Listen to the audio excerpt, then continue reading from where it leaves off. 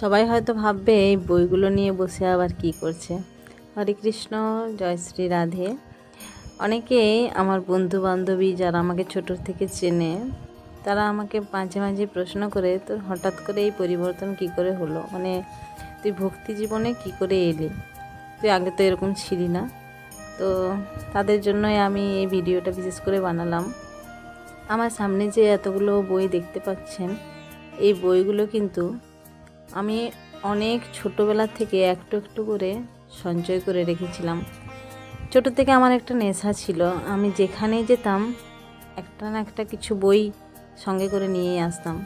অবশ্যই সেটা কিন্তু কোনো দেবদেবী বা ঠাকুরের কোনো আধ্যাত্মিক বই কিন্তু আমি নিয়ে আসতাম। তো সেটা বইমেলায় হোক বা রাস্তায়, ট্রেনে, বাসে, যেখানেই যেতাম সেখানেই একটা করে ছোট ছোট বই যদি বিক্রি হতো, যেখানে যাই বিক্রি হতো, আমি কিন্তু নিয়ে আসতাম। তখন হাতে বেশি পয়সাও ছিল না, যেমন পয়সা থাকতো না সেরকম বইগুলোর দামও যৎসামান্য। এই বইটার দাম দেখতে পাচ্ছেন 1 টাকা, 2 টাকা, কোনোটা 5 টাকা, 7 টাকা, 12 টাকা। গীতা প্রেসের বইয়ের দাম কিন্তু এমনিতেই কম। তো যেখানেই যেতাম, বইমেলা হোক বা ট্রেনেই হোক, আমার আজও মনে আছে আমি বাঁকুড়ায় বইমেলায় গিয়েছিলাম। তখন আমি ইঞ্জিনিয়ারিংয়ে পড়তে পড়তে গিয়েছিলাম। তখন আমার নিজের ট্রেডের যা কিছু বই দেখলাম, সেগুলো দেখার পর দেখছি প্রচুর দাম, কেনার মতো সামর্থ্য নেই। তারপর আবার গেলাম গীতা প্রেসে। তখন আমি অনেকটাই ছোট, কলেজে পড়ি, প্রায় আমার 18-19 বছর বয়স হবে। তখন ওখানে গিয়ে পর আমি এই বইগুলো নিয়েছিলাম, 1 টাকা 2 টাকা দাম। তো আমি কেন জানি না, যখনই যেতাম আমার এই মানে আধ্যাত্মিক জগতের যে বই, এইগুলোর দিকে এবার বেশি টান ছিল। এই বইগুলো নিয়ে এসে আমি একটা করে প্রায় বেশ অনেক বই হয়ে গিয়েছিল। তো যখনই ফাঁকা টাইম পেতাম, তখন তো আমাদের হাতে স্মার্টফোন ছিল না। আমাদের জেনারেশনটা খুব আমরা এনজয় করে কাটিয়েছি। তখন ফাঁকা সময়ে, কলেজে পড়ার ফাঁকেই হোক বা নিজের ফাঁকা সময়ে যখন আমি বসে আছি, ভালো লাগছে না, তখন এই বইগুলো খুলে খুলে পড়তাম, ভীষণ শান্তি পেতাম। মানে এই যে বৃহৎ লক্ষ্মী চরিত্র বইটা, এর মধ্যে যে ব্রত কথাগুলো ছিল না, এই কথাগুলো আমার ভীষণ ভালো লাগতো। তো আমারও মনে হতো যে আমি যখন বড় হব বা আমি যখন সংসার জীবনে পদার্পণ করব, তখন আমি এইগুলোকেই বেছে নেব, বা একটা সুন্দর সংসার কিভাবে করা যায়, বা সংসারে থাকতে গেলে কি কি ব্রত করতে হয়, এইগুলোর দিকে আমার প্রথম থেকেই ঝোঁক ছিল। কিন্তু তখনও কিন্তু আমি জানতাম না যে ভগবান যে স্বয়ং শ্রীকৃষ্ণ, সেটা আমি জানতাম না।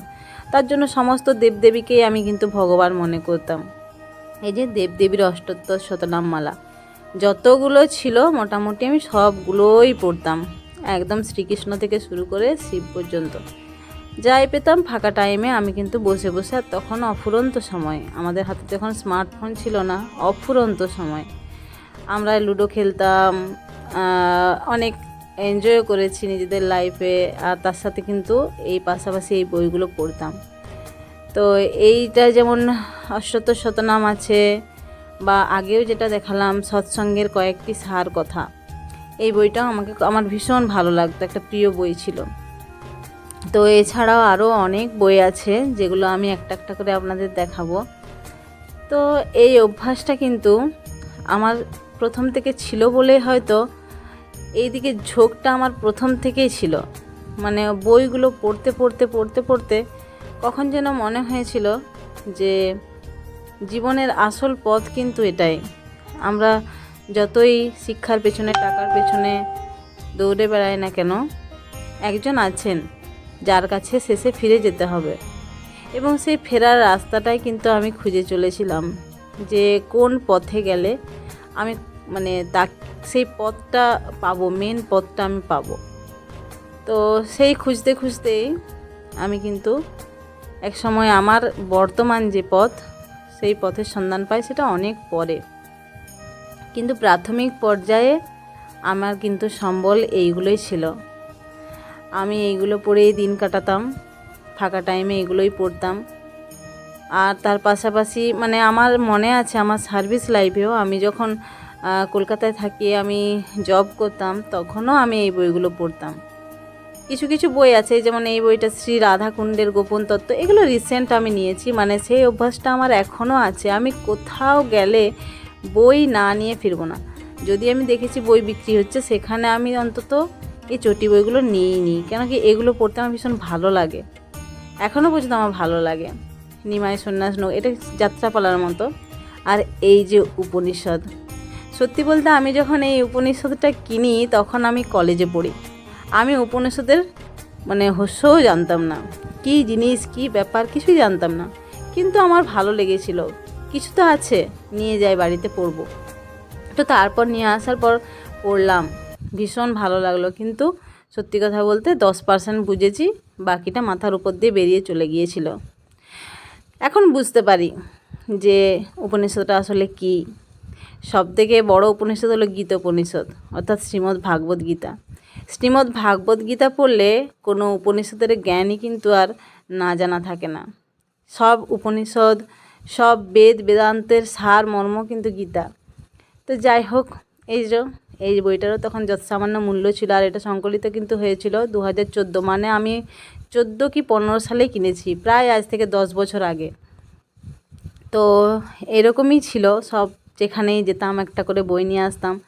তো এই রিসেন্ট আমি যখন রাধাকুণ্ডে যাই তখনও আমি অনেকগুলো বই নিয়ে এসেছিলাম। এটা প্রথমবার যখন বৃন্দাবনে গিয়েছিলাম তখন নিয়ে এসেছিলাম শ্রীমতী রাধারানীর অষ্টোত্তর শতনাম। এর মধ্যে কিন্তু রাধা কৃপা কটাক্ষ আছে, অষ্টোত্তর শতনাম আছে, খুব সুন্দর বইটা। আর এটা হলো শ্রীকৃষ্ণের অষ্টোত্তর শতনাম। এটা আমি একেবারে ছোটোবেলাতে কিনেছিলাম, তখন কিসে পড়ি আমার হয়তো মনে নেই, অনেক ছোটোতে। এটাও বিবিধ বিগ্রহের পরিচয়, মানে আমাদের পুরো ভারতে যত রকমের বিগ্রহ আছে রাধাকৃষ্ণের, সব বিগ্রহের পরিচয়, একদম বাঁকে বিহারীর থেকে শুরু করে রাধারমণজির থেকে শুরু করে তোটা গোপীনাথ, সমস্ত বিগ্রহের একদম বিবরণ সমেত দেওয়া আছে। তো এই হলো আমার পুঁজি সম্পদ। আরও কিছু আছে, এটা তো হনুমান চল্লিশা। আমার প্রথম মনে পড়ে আমি হনুমান চল্লিশা কিনেছিলাম, আমি ট্রেনে যাচ্ছিলাম, তখন একটা ম্যাগাজিনের মধ্যে হনুমান চল্লিশা পেয়েছিলাম। ম্যাগাজিনটা কিনেছিলাম, তো এমনি ম্যাগাজিন না, কোনো বলিউডের ম্যাগাজিন না, সেটা ছিল আমাদের ওই রবিবারে যেটা বেরোতো সেই ম্যাগাজিনের মধ্যেই কিন্তু ওটা পেয়েছিলাম আমি। হনুমান চল্লিশা ছিল, জ্যোতিষশাস্ত্রের অনেক কিছু ছিল। তো তখন হনুমান চল্লিশা পাঠ আমি জানতাম না, করিও নি, কিন্তু পরে সেটা আমার কাজে লেগেছিল।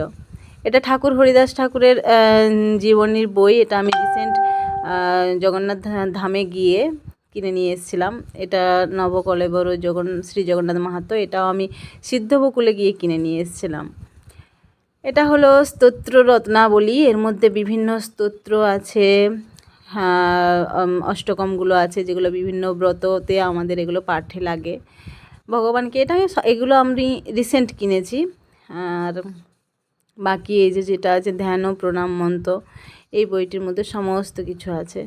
এক সময় কিন্তু আমিও মা সন্তোষীর ব্রত করেছি, সেই সন্তোষীর ব্রত কথার বইও যত্ন করে রাখা আছে।